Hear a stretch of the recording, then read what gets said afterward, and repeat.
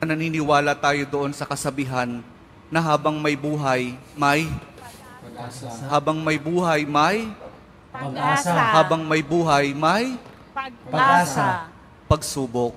Dahil tayo katiwala ng Diyos, binibigyan din niya tayo ng iba't ibang klase ng pagsubok.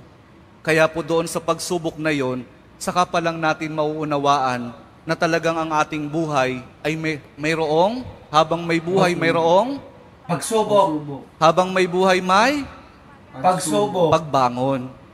Huwag niyong hayaan na kapag meron kayong pinagdaraan ng pagsubok, ay hindi kayo babangon.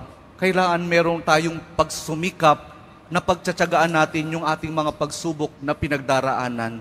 At kapag merong pagsubok at merong pagbangon, saka pa lang natin mauunawaan na talagang ang ating buhay, na habang may buhay, may Pagbangon. habang may buhay, may Pagbangon. pag-ibig.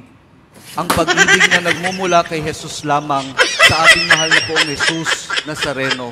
Dahil doon, kapag naunawaan natin itong mga bagay na ito, na habang may buhay, may pagsubok, may pagbangon at may pag-ibig na nagmumula lamang kay Jesus, saka pa lang natin mauunawaan at matatanggap na talagang habang may buhay, may